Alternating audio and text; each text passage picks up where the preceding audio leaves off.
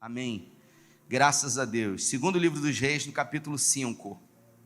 Eles vão acender as luzes para você conseguir ler aí, que senão você não vai conseguir, né? Isso, glória a Deus. Amém. Segundo livro dos Reis, capítulo 5, diz assim a minha tradução. Naamã era comandante do exército do rei da Síria. Era muito respeitado e estimado pelo seu senhor, pois por meio dele o Eterno tinha concedido vitórias ao rei da Síria. Vou ler aqui. Naamã, comandante do exército do rei da Síria, era muito respeitado e honrado pelo seu senhor, pois por meio dele o Senhor dera vitória à Síria. Só um instantinho aqui, antes da gente começar. É curioso porque às vezes a gente não se dá conta, mas esse texto, Naamã, ele era general do governo da Síria. Pode deixar aceso, pode deixar aceso. Naamã, ele era general do governo da Síria. E os assírios, eles eram inimigos ao povo de Deus. Sim ou não, gente? Eles eram inimigos. E esse texto diz que Deus, repita comigo, Deus usava Naamã para dar vitória ao povo sírio. Cara, que loucura isso. Então, a fama e as conquistas de Naamã, elas vinham por aquilo que Deus permitia. Você sabia que Deus, ele atua também na vida dos ímpios? Às vezes a gente acha que não.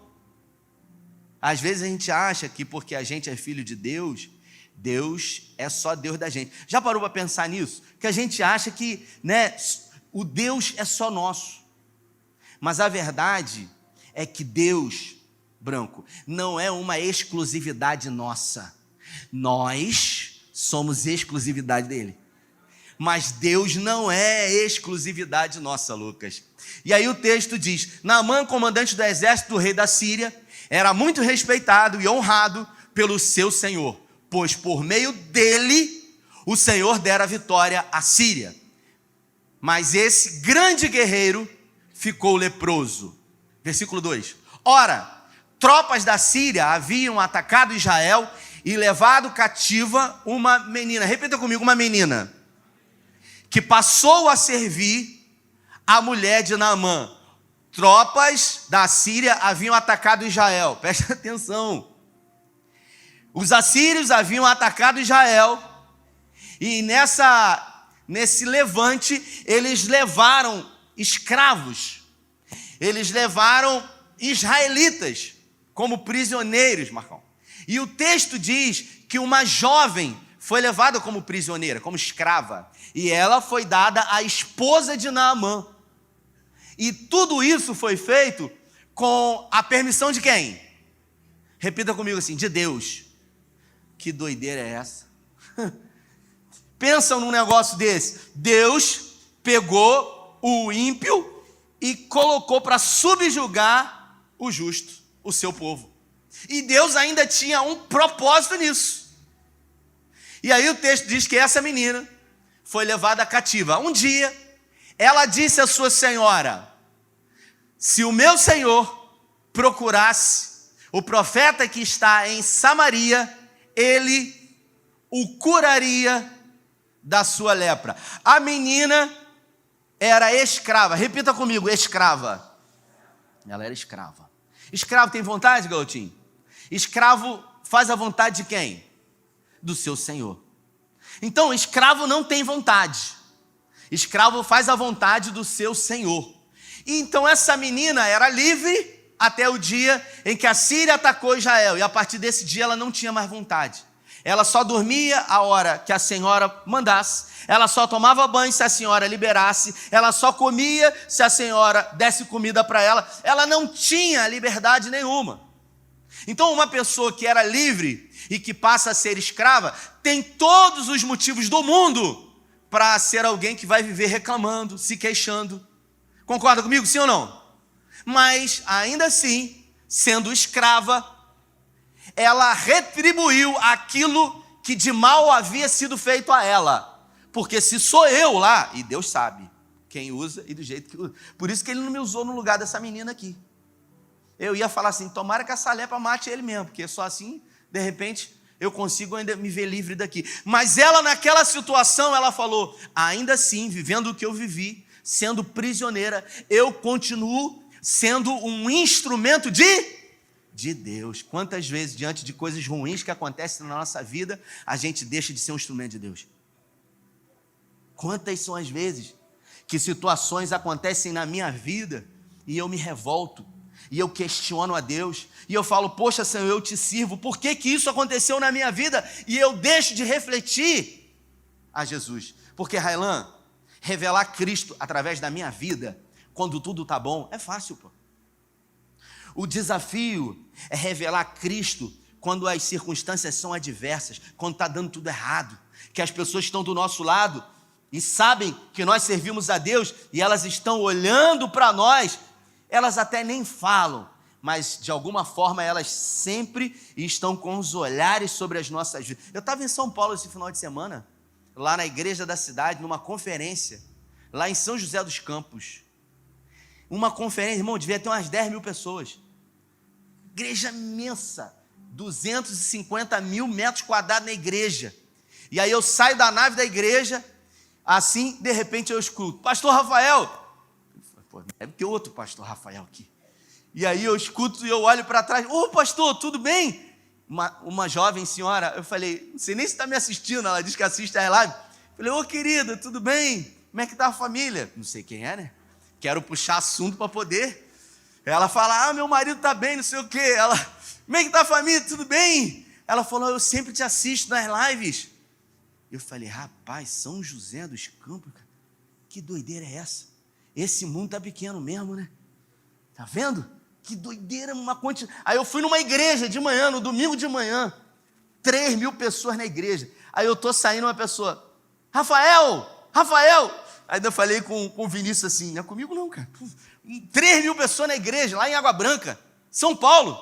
Aí gritou, Lemos! Falei, pô, pelo amor de Deus, cara. Aí veio correndo a menina daqui de Cabo Frio, Jaqueline. Eu falei, ô querida, tudo bem? Como é que você está? Lembra de mim? Eu falei, mais ou menos. Depois que... E aí ela falou, como é que está a Carlinha? Tenho acompanhado vocês. Eu falei, caraca, que doideira.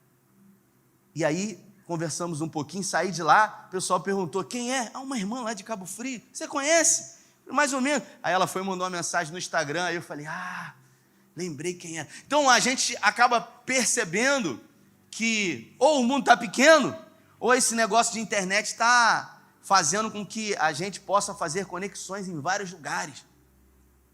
E Deus, Ele usa pessoas. Repita comigo, Deus usa pessoas. Deus usa pessoas, irmãos. E Deus resolveu usar essa menina. Uma menina que tinha tudo para se frustrar, uma menina que tinha tudo para se revoltar, uma menina que perdeu o direito de liberdade, mas mesmo perdendo tudo que ela tinha, ela continuou revelando Cristo. Ela continuou dando exemplo. Ela continuou revelando Cristo. Será que a gente só revela Cristo quando tem gente perto da gente que a gente conhece? Porque você imagina lá em São Paulo, se eu dou um mau testemunho. Tinha uma pessoa que me conhecia. Não, aqui eu estou liberado para fazer o que eu quiser. Como assim? É mais importante quem que sempre está olhando tudo que você faz? O homem ou Deus? Deus. E por isso essa menina resolveu revelar Cristo. E aí ela não usou de revanchismo, tomara que morra. Por causa dele eu sou escravo. Não. Ainda pelo que foi me feito, eu continuo revelando a Cristo. Eu resolvo transformar o mal por bem. Naamã, ele era famoso, ele era rico e ele era poderoso. Ele era um general muito conhecido e ele tinha muito prestígio diante do rei da Síria. E aí tem uma vírgula que diz, porém, ele era leproso. Provavelmente, Marcela, essa lepra aqui era uma lepra no início, porque pouca gente sabia. A lepra, eu não sei se você sabe, é uma doença infecciosa que você adquire ela através de uma bactéria.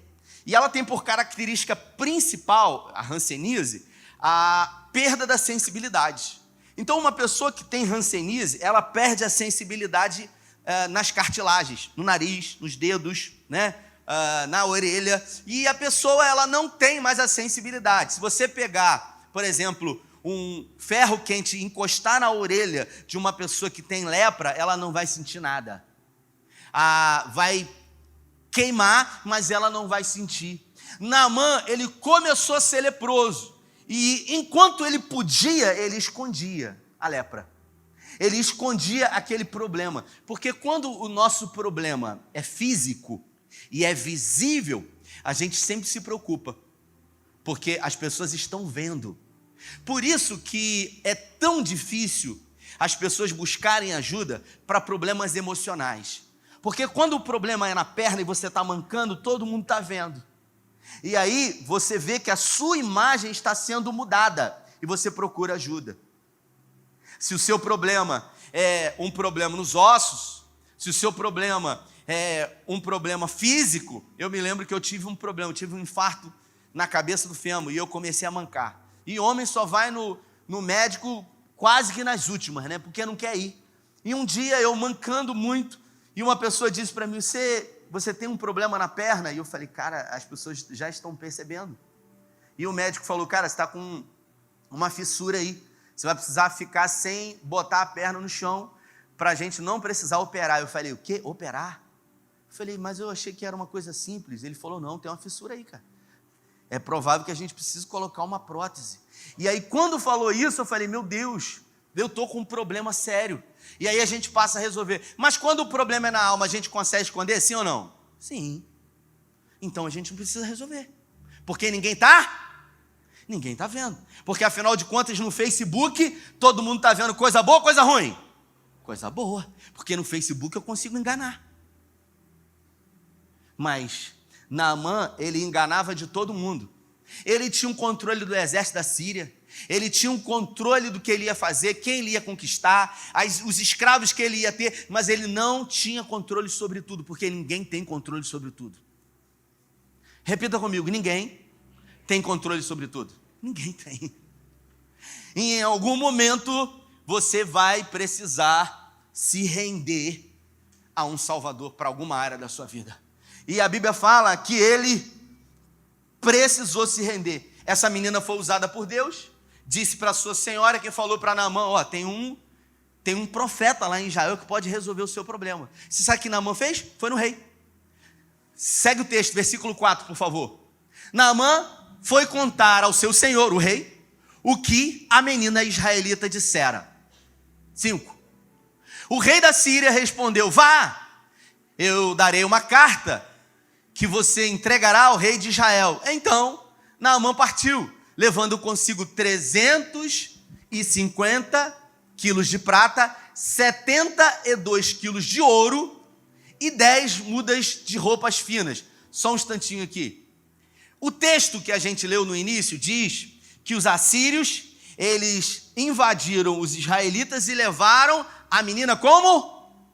Escrava. Agora o texto diz que o rei mandou presentes para o rei de Israel. É um paradoxo isso, porque no primeiro momento eles foram lá e tiveram guerra, no segundo momento agora eles vão abençoar o rei de Israel. O rei da Síria respondeu, vá, eu darei uma carta, versículo 6, por favor. A carta que levou ao rei de Israel dizia, como esta carta estou enviando meu oficial Naamã, para que cures o da lepra. Você imagina que o rei de Israel conhecia Naamã, sim ou não? Sim ou não, gente? Claro! Naamã que comandava o exército, eles tinham medo. Inclusive o rei de Israel, eles morriam de medo de Naamã. E aí, de repente, eles levam ouro, prata, vestes, porque a roupa era um produto muito caro da época. E aí, de repente, eles se apresentam ao rei e falam o seguinte, ó, a gente trouxe isso aqui para que você cure Naamã da lepra. Versículo 7. Assim que o rei de Israel leu a carta, rasgou suas vestes e disse, por acaso sou Deus capaz de conceder vida ou morte? Porque este homem me enviou alguém para que eu o cure da lepra. Veja como ele procura um motivo para se desentender comigo. Ele ficou com o pé atrás e ele falou, isso aqui é uma armação. Mas os assírios precisavam disso, sim ou não? Eles precisavam disso? Não, porque eles tinham um exército poderoso. Eles já tinham saqueado tudo. Então eles não precisavam de motivo. Só que quando a esmola é demais, o santo que, gente? Ele falou, pô, pelo amor de Deus. E eu não sou Deus, eu não posso fazer nada. Aí o que ele fez? Ele rasgou as vestes. Porque todas as vezes que um homem de Deus rasgava as vestes, era sinal de vergonha, de humilhação diante de Deus. Que não sabia o que fazer. Ele rasgou as vestes, Cali. E aí, o profeta Eliseu ficou sabendo. Versículo 8. Quando Eliseu, o homem de Deus, soube que o rei de Israel havia rasgado as suas vestes, mandou-lhe esta mensagem.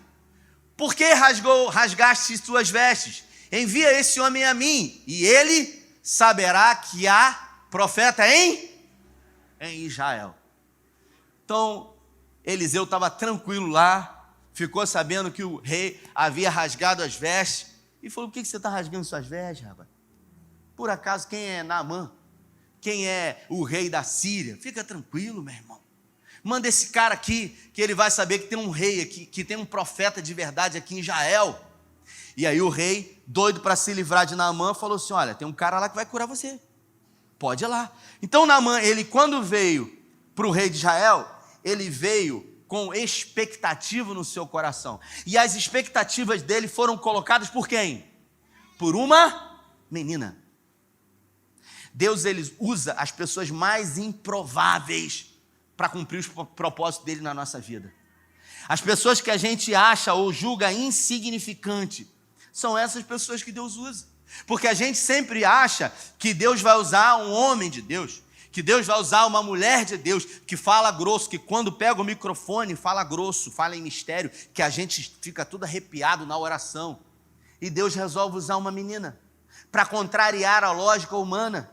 Porque a gente está sempre construindo caminhos para Deus nos abençoar. Não, é por aqui, vai vir a bênção. Deus, eu sei que ele vai usar aquela pessoa. É essa pessoa influente, é aquela pessoa influente, é essa situação que vai acontecer. A gente é especialista em fazer planos para Deus executar. E de repente Deus muda os planos. E aí, versículo 9. Então Naamã foi com seus cavalos e carros e parou à porta da casa de Eliseu. Eliseu morava lá no Monte Carmelo. Eliseu enviou um mensageiro para lhe dizer, vá e lave-se 7 vezes no Rio Jordão, sua pele será restaurada e você ficará purificado. Presta atenção no que eu vou falar aqui. Naamã era poderoso, ele era famoso, ele era rico, ele tinha autoridade sobre muitos, mas ele tinha um problema. E quando a gente tem um problema, a gente fica desesperado. A gente é capaz de fazer qualquer coisa para se livrar desse problema, se esse problema não tem solução humana. Ele tinha perdido o controle. E quando a gente perde o controle, tudo que a gente quer, Arquimedes, é ter o controle de volta. E a gente é capaz de fazer qualquer coisa para ter o controle de volta. Então, quando ele ouviu a menina, uma esperança brotou no seu coração. E ele, sem pensar, falou com o rei, que liberou ainda muito ouro, muita prata. E ele foi falar com o rei, porque ele achou que o rei ia trazer solução. De repente, o rei passa a bola para o profeta, para o homem de Deus. E ele vai com a sua comitiva. E quando chega lá, o profeta nem recebe ele. Eliseu, ele simplesmente manda um recado para o Geazi, que nem abre a porta. Falou o seguinte, manda ele se lavar 7 vezes no Rio Jordão. Eu, em 2019, fui a Israel e eu fui batizado no Rio Jordão. Só que no lugar que eu fui batizado, é uma represa que eles fizeram em Israel, no Rio Jordão, que a água é limpinha. Eu não sei o que eles fazem para aquela água ser limpa. E na parte de cima, assim, tem um souvenir que vende tudo quanto é tipo de bagulho. E as pessoas ficam comprando. Inclusive umas garrafas d'água que eles ficam enchendo para trazer para o Brasil, do Rio Jordão, aquela água limpa. Só que o Rio Jordão não é uma água limpa, é uma água barrenta. Porque eu tive num outro ponto que vi o Rio Jordão com aquela água suja. Só que eles tratam aquela água ali naquele pedaço para poder o pessoal tomar banho. Porque senão ninguém vai querer tomar banho em água suja. Concorda comigo, sim ou não? Estratégia. Só que Naamã Eliseu mandou ele tomar banho no Rio Jordão, que era sujo. E quando Naamã falou isso, ele falou assim, peraí, eu saí lá da Síria, eu até falei com o rei falou que o profeta ia resolver, mas quando eu chego aqui, peraí, eu sou alguém respeitado. Eu sou um general. Eu não sou alguém que é qualquer pessoa. Eu sou digno de respeito. E esse cara nem me recebeu. Então, o modo orgulho e vaidade foi ativado no coração de Eliseu, de Naamã. Naamã, ele se colocou no seu lugar e ele falou, não, que isso? Eu não vou fazer isso. Que esse cara pensa que é? Entende? Quando a gente começa a se deformar e a gente volta a ser quem a gente é de verdade. Porque no primeiro momento, quando há uma expectativa no nosso coração e uma esperança, a gente se humilha, a gente reconhece. É igual o casamento. Quando o casamento está bom, né? A gente está ali muito bem, e de repente a gente sofre adulteração, e a gente começa a botar as unhazinhas de fora, e a mulher começa a reclamar, e a gente se sobrepõe e diz, com quem você pensa que você está falando? E aí a crise vem, os problemas vêm, e aí de repente a mulher diz que vai embora, aí o cara se arrepende, ele abaixa a cabeça, se humilha, ele, não, eu estou disposto, me perdoe, eu te amo. E aí quando está tudo bem, daqui a pouco ele se coloca na posição de novo, e ele faz de novo, ele comete as mesmas atrocidades, ele volta a ser quem ele era. Não, mano, orgulhoso, vaidoso, mas a lepra estava ali, meu irmão. E muita gente não tem a hanseníase, hoje, a lepra, no corpo, mas tem na alma. Quando a gente perde a sensibilidade, quando a gente perde a capacidade de ser humilde, de reconhecer que todo mundo precisa, necessita de um salvador em alguma área da sua vida. Naamã, ele tomou a decisão, e a nossa vida muda quando a gente decide. A gente decide que a gente precisa mudar, como eu disse. A nossa vida só muda, assim, quando a gente realmente reconhece que sozinho a gente não consegue. Eu preciso de ajuda. Eu preciso, porque sozinho eu não consigo. Então a nossa vida começa a mudar a partir daí. Quando eu reconheço. Enquanto eu não reconheço, a minha vida não vai mudar. Eu sei o que eu estou fazendo. Não, eu sei, está tudo tranquilo. Eu não peço ajuda. Porque enquanto eu não reconhecer, eu acho que eu estou no controle. Quantas vezes eu já peguei para viajar com Carla para lugares, e aí ela falava assim para mim, amor, pergunta. Eu sei, fica tranquila. Eu tô sabendo, mais perdido do que tudo. Não, sabe, porque o orgulho não permite que você simplesmente reconheça que você está perdido. Eu estava em São Paulo, quando eu parei no primeiro hotel, no centro da cidade, parei na frente do hotel, e aí falei com o manobrista que estava na porta do hotel, devia ser às 11h30 da noite, e eu falei para ele assim, eu estou com uma reserva aqui, deixa o carro aqui, ou o que eu faço? Ele falou, cara, entra já com o carro aqui, que é muito perigoso aqui. Eu falei, o que você está fazendo então do lado de fora aí da rua? Eu falei, meu Deus.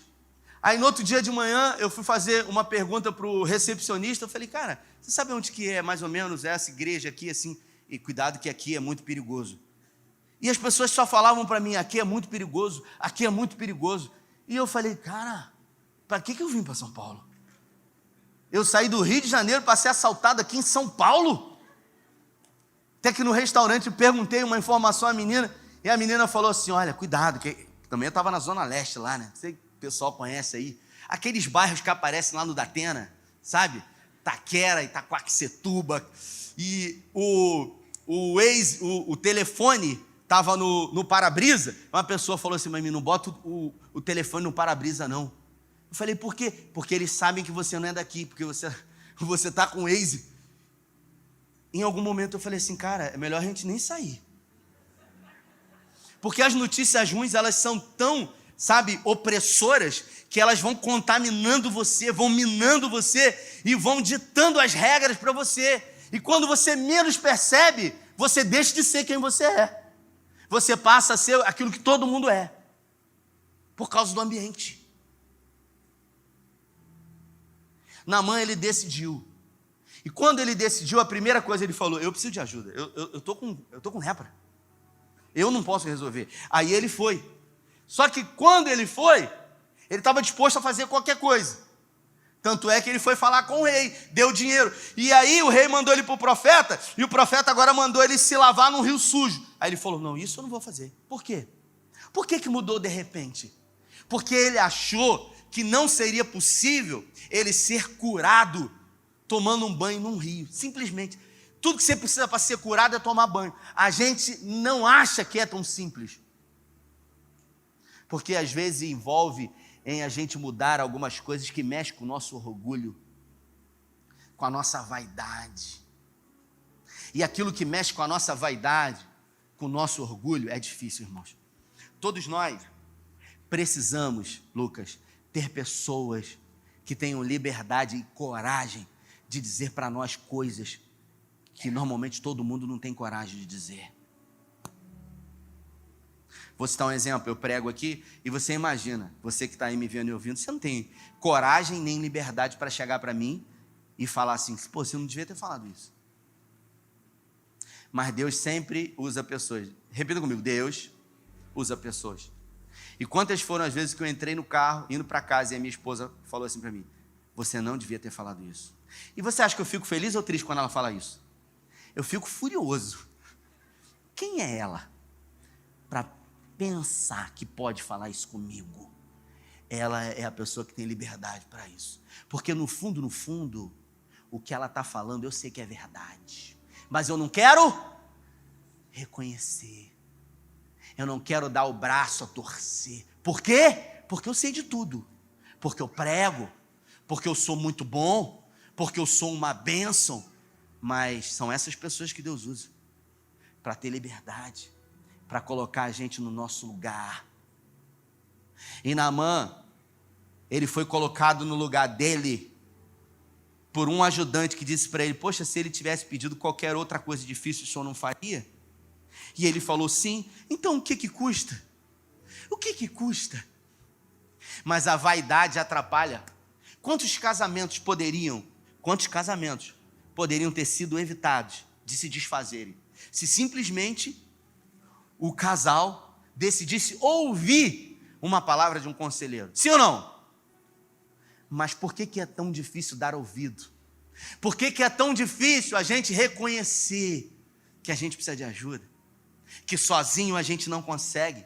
Que o caminho que a gente está trilhando, que a gente decidiu escolher, é um caminho de morte. Então eu anotei aqui 3 coisas que precisam acontecer para que a sua vida mude. A primeira é reconhecer que você precisa de mudança. E como é difícil reconhecer que você precisa de mudança, sabe por quê? Porque quando eu reconheço que eu preciso de mudança, eu me coloco numa posição fragilizada. Eu me coloco numa posição de vulnerabilidade. Eu me coloco numa posição sensível. Numa posição que aos olhos do outro eu estou dizendo para ele, eu fracassei nisso, eu não consegui. Não deu certo. Eu não consegui administrar. Eu não consegui conduzir. Eu fracassei.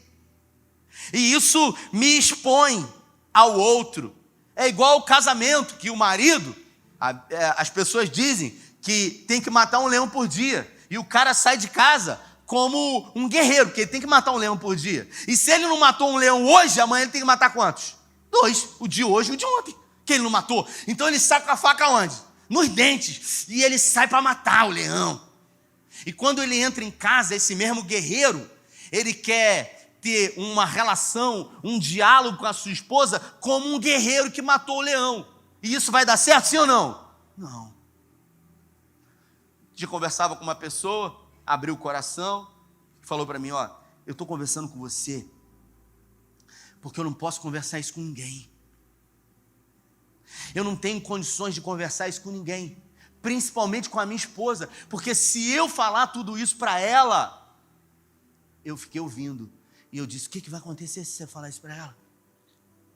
Ela não vai entender, mas a verdade, o que ele pensou não foi isso, foi, eu vou demonstrar fraqueza para ela. E se você não pode demonstrar fraqueza para sua esposa, você vai reconhecer para quem? Você vai demonstrar para quem? Fala para mim. Porque Deus colocou a esposa para ser o quê? Repita comigo, auxiliadora. Repita comigo, ajudadora. A ajudadora faz o quê, Monique? A ajudadora faz o quê? Ajuda. Só que a gente só recebe ajuda se a gente permite. Só que você não permite que a sua esposa te ajude, o que vai acontecer? Problema. Eu me lembro, eu já contei essa história aqui, que quando eu comprei o terreno na casa que eu moro hoje, eu resolvi comprar um terreno, dividir com o meu tio, irmão da minha mãe, a gente comprou junto, e o valor era caro, tem 10 anos isso. Eu não tinha dinheiro, eu tinha uma parte para dar de entrada, fui na Caixa Econômica e financiei o valor. A menina da Caixa disse para mim assim, 30 anos passa rapidinho, Rafael. E eu acreditei. E eu comprei. E quando eu comprei, era um valor, são parcelas dedutivas. Eu acreditei que 30 anos passava rápido. Mas ainda bem que eu comprei. E já paguei 10 anos. E quando eu peguei aquele valor, eu estava numa situação financeira. E de repente um tempo passou, eu paguei muitas prestações e eu saí daquela situação. Porque a vida é cíclica. A vida é estacional. Primavera, verão, outono, inverno. Tem momentos que você está bem, mas tem momentos que você não está tão bem. E eu já vinha de alguns meses quase não conseguindo pagar, até que chegou um mês que eu não tive dinheiro.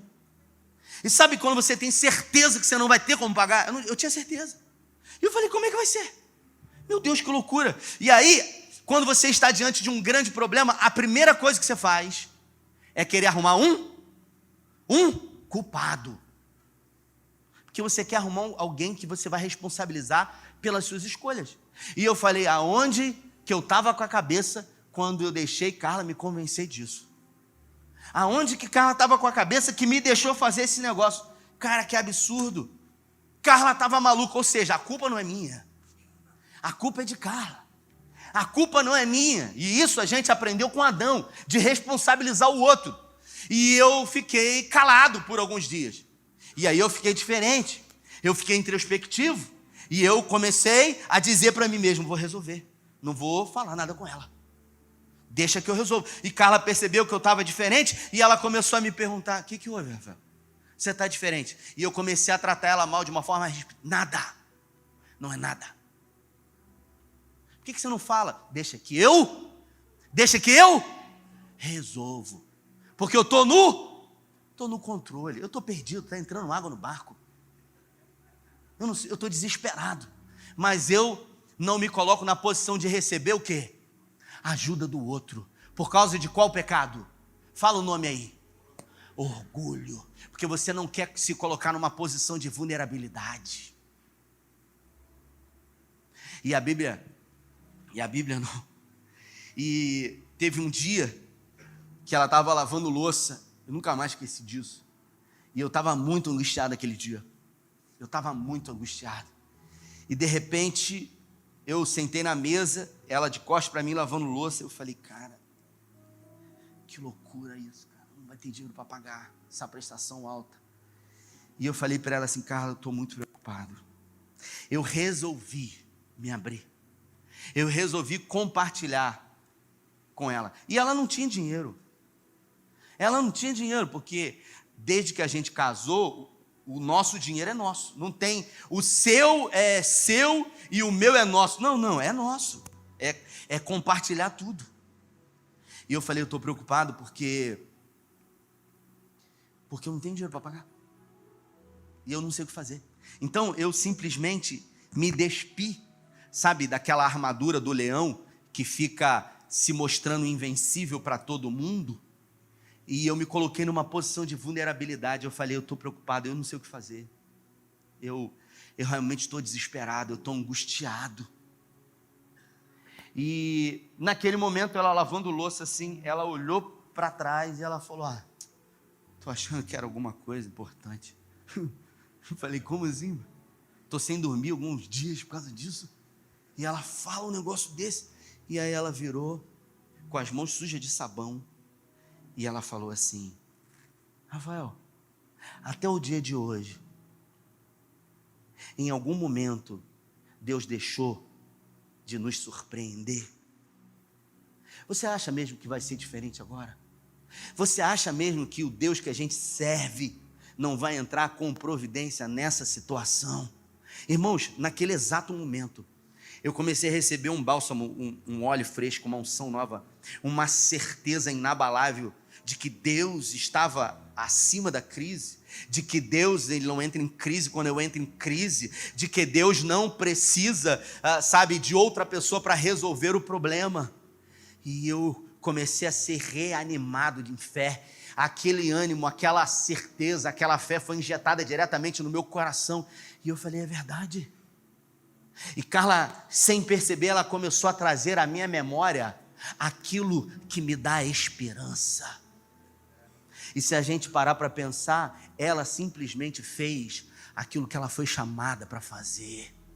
Auxiliadora. Que eu, por muito tempo, não estava permitindo que ela fosse. Porque eu estou no controle. E Naamã tinha contado para quem que ele era leproso? Para ninguém, mas a criada descobriu. E quando ela descobriu, ela teve coragem. E agora, diante do rei, ele pede dinheiro e vai. E o rei diz para ele, vá até o profeta. E quando o profeta não recebe ele, o velho Naamã surge de novo e fala assim, não, eu não vou. Só que alguém é usado por Deus novamente e fala para ele, cara, faz o que ele está falando. Só que o nosso problema é que a gente tem dificuldade de reconhecer. E a gente acha que aquilo que vai trazer solução é algo difícil demais. Mas Deus usa coisas simples. Você sabe o que precisa para um casamento perdurar? Não é nada muito difícil, não. Não é nada muito poderoso, não. São coisas simples. Porque o que promove separação não são os grandes problemas. Eu disse isso no jantar lá.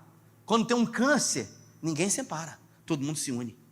Quando tem uma morte na família, ninguém separa, todo mundo se une. Quando tem uma doença, ninguém separa, todo mundo se une.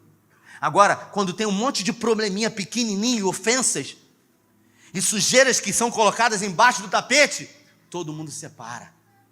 Você sabia que o casamento ele não termina?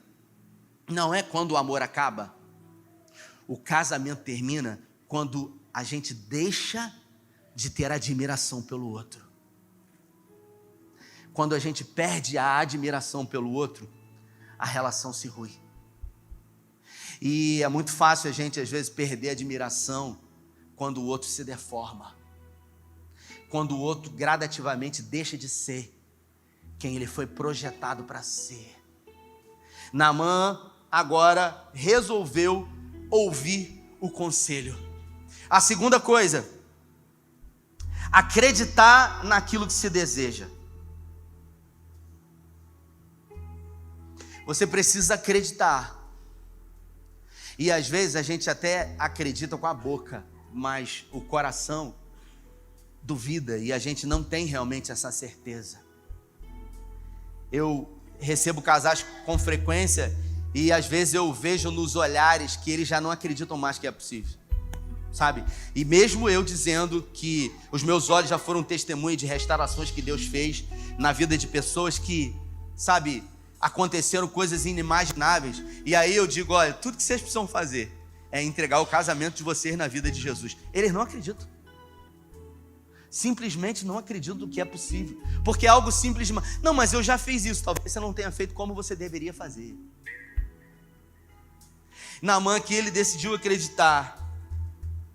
Mas repita comigo, ele decidiu. Repita, ele decidiu. E decisão, irmão, é o que muda a nossa vida. Se a gente não decide, a gente já decidiu. E se a gente não decidir, sempre alguém vai decidir pela gente. Se eu não decidir ser um marido melhor para minha esposa, em algum momento ela vai decidir que não quer mais ficar casada comigo. No meu trabalho, se eu não decidir ser um funcionário melhor, alguém vai decidir me mandar embora e colocar alguém no meu lugar. Se eu não decidir ter uma vida espiritual, Satanás vai decidir roubar a minha espiritualidade. Então, todas as vezes que eu não decido, alguém vai decidir por mim. E as consequências vão vir. Então, repita comigo, toda decisão, mais forte, toda decisão envolve renúncia. A gente vem na igreja, a gente quer que a nossa vida mude. Mas para a nossa vida mudar, a gente tem que decidir. A gente tem que reconhecer que a gente precisa de ajuda. A gente tem que acreditar. A gente tem que decidir. E por último, a gente tem que partir para ação. Porque o crente, ele às vezes projeta muito para Deus aquilo que ele quer que aconteça. Ele vem numa igreja, ele vai numa corrente, ele vai numa campanha e ele acha que simplesmente pelo fato dele ir ou dar uma oferta, Deus vai fazer. E ele deixa de agir, ele deixa de trabalhar, ele deixa de ter estratégias, ele deixa de fazer aquilo que é a parte dele. Repita comigo: Deus trabalha em parceria. Fala para quem está do seu lado assim: Deus trabalha em parceria. Só que a gente só quer que Deus faça tudo. A gente quer que Deus faça tudo e a gente faz o quê? A gente está ali para receber a vitória, o milagre. O milagre é meu, a vitória é minha, em nome de Jesus. Só que quando você ouve uma palavra profética, a palavra profética ela não vai ter validade na sua vida só quando você pega ela. Quando você tem coragem de botar ela em prática. No início, nunca é fácil. Porque a gente tem que respeitar os processos da vida. A gente pensa, a gente avalia, a gente decide. Normalmente a gente só toma uma decisão quando a gente não tem mais alternativa. Mas nem sempre é assim. Por exemplo, eu fui para São Paulo visitar algumas igrejas para que a gente pudesse melhorar aquilo que a gente já está fazendo aqui. Peraí, mas tem 2 cultos domingo lotados. Você já chegou numa situação... Pois é, mas o bom é inimigo do melhor. Então a gente vai para aprender com gente que está melhor do que a gente, para a gente melhorar mais ainda. Não, se eu tivesse no seu lugar, para mim já estaria bom. Nós não fomos projetados para viver uma vida na média, mediana, que vem da origem medíocre. E tem gente que é medíocre. Tem gente que se contenta com pouco. Você entende isso? A Bíblia fala: se quiserdes me ouvir, comereis o quê? O melhor dessa terra. E a gente pega isso, a gente ora, a gente dá uma oferta e a gente diz: Deus vai fazer na minha vida. E você não faz nada, e o que acontece? Você se frustra. Então você tem que fazer a sua parte. E nem sempre fazer a sua parte você quer. Porque Naamã não queria tomar banho. Por que ele não queria tomar banho? Fala pra mim. Porque ele tinha que tirar a roupa dele na frente de quem? De todo mundo. Ele tinha que mostrar o problema dele para as pessoas. E ele não queria revelar, porque até então ninguém sabia o que ele tinha. E ele tinha que tirar a roupa dele e mostrar a ferida, a lepra. Só que a gente só é curado quando a gente reconhece que precisa de ajuda. E quando a gente tem coragem de expor aquilo que a gente está vivendo. Só que nem sempre a gente quer isso pela posição. O que as pessoas vão pensar? Essa pessoa que está do seu lado, ela não pode fazer absolutamente nada por você. E às vezes a gente se preocupa tanto com o que essa pessoa pensa acerca de nós, ou com o que ela está imaginando, ou pensando, ou imaginando. Ontem eu fui buscar uma cadeira de roda, eu estava sem carro, Carlinha estava com o carro, e aí eu peguei a Kombi da igreja, eu dirigi ela direto. E aí eu entrei numa curva ali no centro, eu não dirijo muito bem Kombi, irmãos. Eu acho que... porque ela tem uma volta e meia, aquela coisa Kombi, né? Kombi que é Kombi tem volta, folga, né? E aí eu dei uma fechada no motoqueiro ali no centro. E o motoqueiro entrou e eu, rapaz, quase que derrubei o cara. E o cara fez assim pra mim. E quando ele fez assim, pra falar alguma coisa, era o irmão aqui da igreja. E ele falou: pastor! Sai. Quando eu cheguei na igreja com a Kombi aqui, ele estava sentado lá na cafeteria. Ele falou: e aí, pastor, eu tava na Kombi lá, cara, tá dirigindo Kombi. Eu falei: meu, não tem isso não. É que a gente dirige o que tem aqui. A gente vem de bicicleta, a gente dirige Kombi, a gente dirige carro novo. É assim. Quando a gente não se preocupa com o que as pessoas pensam da gente. Eu falei um dia no domingo, a gente não precisa de roupa com bicho pendurado para a gente se sentir melhor. A gente anda bem vestido, a gente pode até ter roupa de marca, não tem nenhum problema, mas a gente não pode ficar preso a isso. Concorda comigo, gente? Sim ou não, gente? Então, a gente precisa, se a gente quer mudar de vida, é decidir por isso, é reconhecer e é acreditar. Se coloque de pé.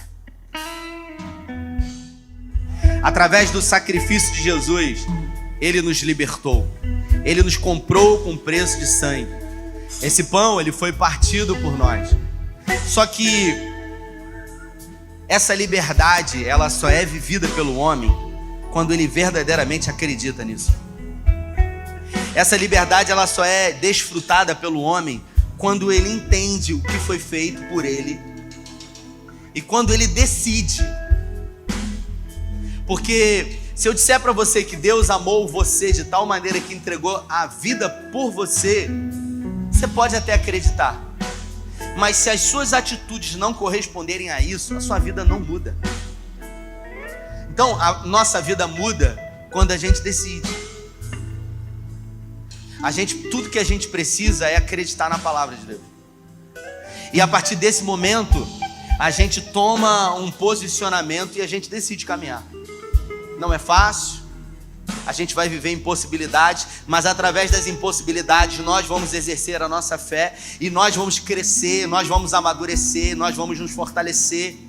Vão ter momentos que nós vamos ganhar, vão ter momentos que nós vamos perder, mas a Bíblia fala que em todas as coisas nós seremos mais do que vencedores, se a gente não se deformar, se o orgulho e se a vaidade não entrar na nossa vida. Você imagina, eu falei que 2 pessoas me reconheceram em São Paulo. Agora, o irmão que estava comigo falou, você ficou famoso. E eu falei, e daí? Eu falei, não, simplesmente 2 pessoas me reconheceram. Se eu me coloco numa posição de superioridade, me perdi, me deformei. E começa de uma forma gradativa um declínio na minha vida. Eu começo a achar que sou alguma coisa. Eu começo a achar que estou numa posição. Eu começo a pensar, eu começo a reagir, eu começo a me comportar. E quando eu menos imaginar, eu me perdi.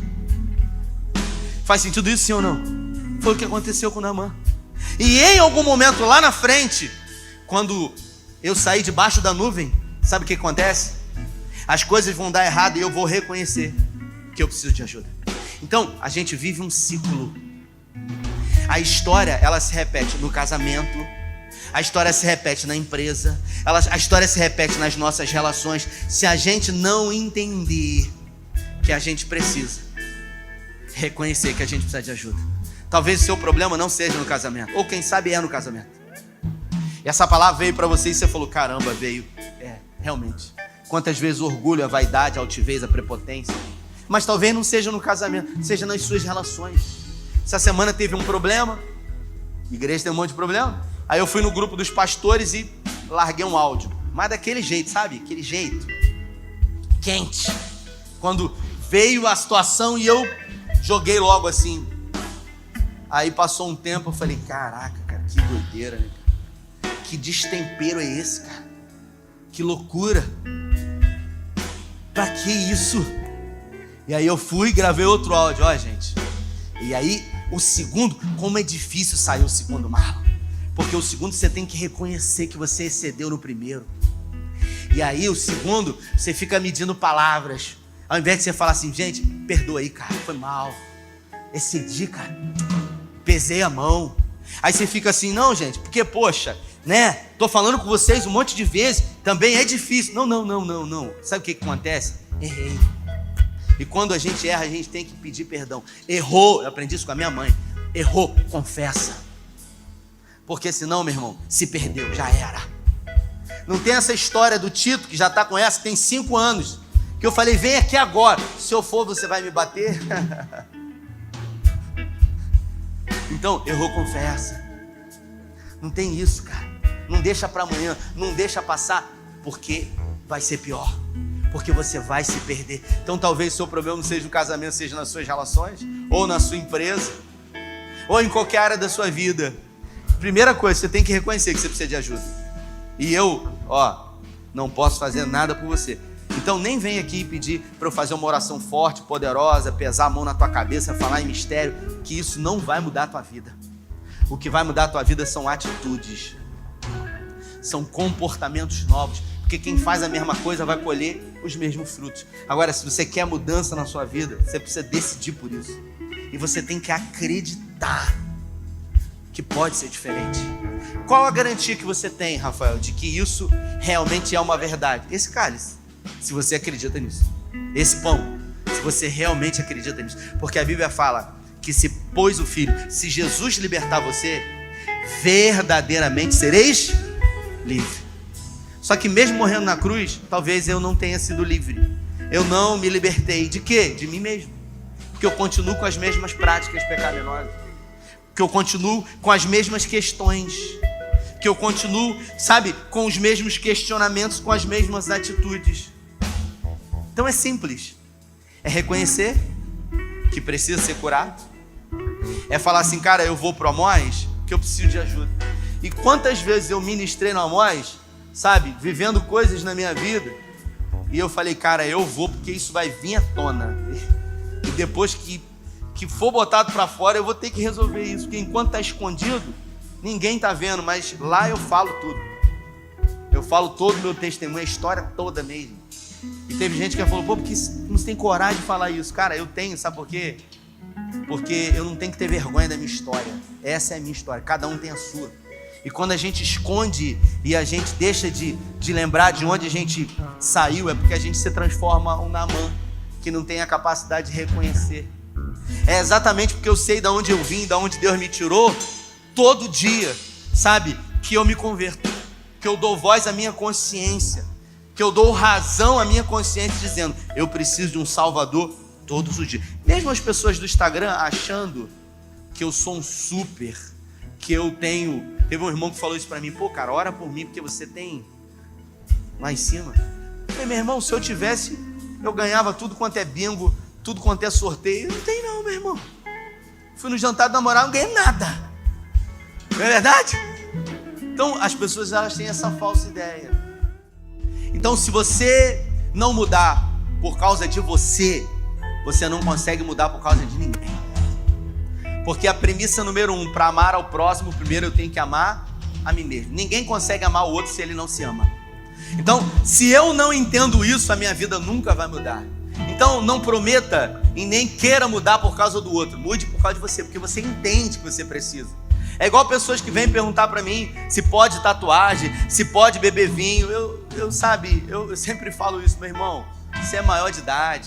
Você é responsável. Se você é pequeno, você tem que perguntar para tua mãe e para o teu pai. Agora, se você mora sozinho, paga tuas contas, é você que tem que avaliar. Você não tem que parar de fumar porque é pecado. Não, você tem que parar de fumar porque você vai viver menos. Porque quem fuma vive menos. Você tem que parar de beber porque o álcool faz mal ao organismo. Entendeu? Não é porque, é porque eu não sei se pode. Quem decide é você, meu irmão. Você tem que parar de comer fast food porque você vai viver menos. Eu quero viver menos, então continua. Então a gente decide aquilo que a gente vai viver.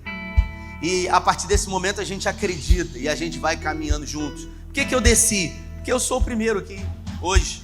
A gente sempre espera o primeiro, o segundo. Eu desci, hoje eu sou o primeiro aqui. Essa palavra foi para mim. Ela alcançou primeiro o meu coração. Eu não tenho nenhum problema em falar isso. Quem conhece o meu coração é Deus. Eu posso enganar você. E engana, tem muito pastor que engana. Agora, em Deus a gente não engana. Então eu me coloco como primeiro aqui a ser alvo dessa graça, a necessitar dessa graça e todo dia reconhecer, todo dia eu preciso de um Salvador numa área da minha vida. Pai, obrigado pelos louvores. Pai, obrigado pela palavra que veio como flecha com destino certo ao nosso coração. Nós nessa noite decidimos por mudança. Nós nessa noite acreditamos que é possível. E nós nessa noite estamos dispostos a fazer aquilo que nos cabe para a mudança acontecer. Nos guarde, nos livre, nos proteja, nos torne invisíveis aos olhos dos nossos inimigos. É o que nós te pedimos e te agradecemos em nome do Pai, do Filho e do Espírito Santo de Deus. Se você crê e recebe, dê a melhor salva de palmas a Ele. Deus te abençoe, valeu!